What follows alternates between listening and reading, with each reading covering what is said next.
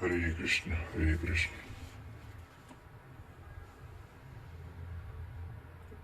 ओम श्री परमात्मने नमः। अथ चतुर्थोध्याय। अध्याय 4। यहाँ से शुरू होता है अध्याय 4।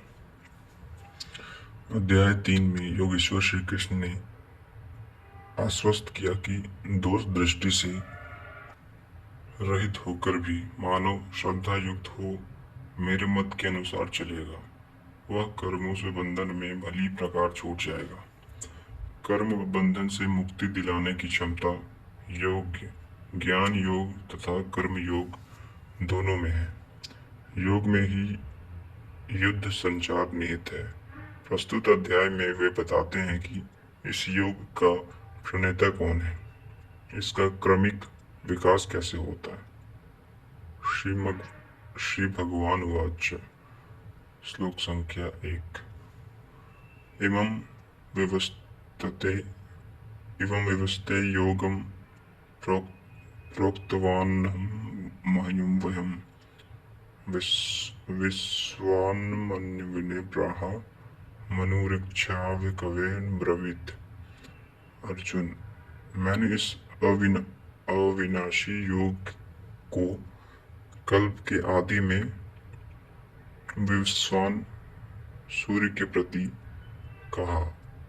विवस्वान ने मनु और मनु के इक्ष्वाकु से कहा। किसने कहा? मैंने। श्री कृष्ण कौन थे?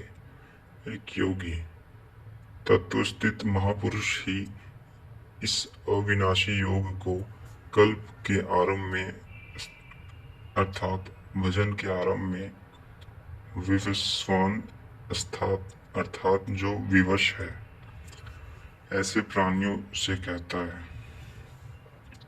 सूरा में संचार कर देता है। यहाँ सूर्य एक प्रतीक है, क्योंकि सूरा में ही वह परम प्रकाश स्वरूप है और वही उसके पाने का विधान है। वास्तविक प्रकाशदाता सूर्य वही है। यह योग अविनाशी है। श्री कृष्ण ने कहा कि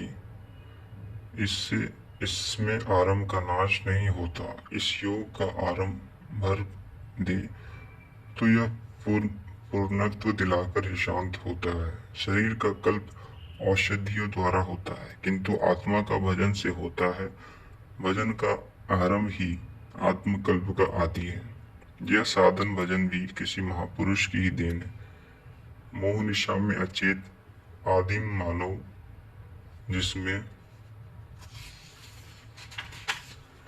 भजन का कोई संस्कार नहीं है, योग के विषय में जिससे कभी सोचा तक नहीं, ऐसा मनुष्य किसी महापुरुष को देखता है, उनके दर्शन मात्र से, उनकी वाणी से, टूटी फूटी सेवा और सानिध्य से योग के संस्कार उसमें संचारित हो जाते हैं।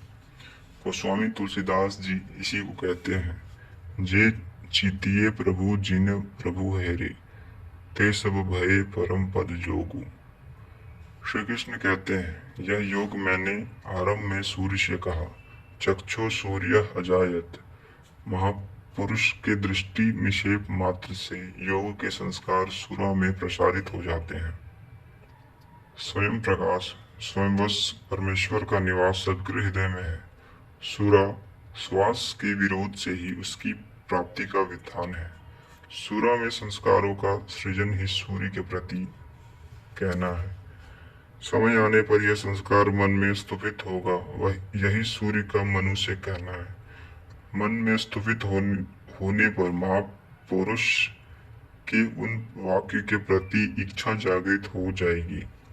यदि मन में कोई बात है तो उसे पाने की इच्छा अवश्य होगी। यही मनु का इक्ष्वाकु से कहना है।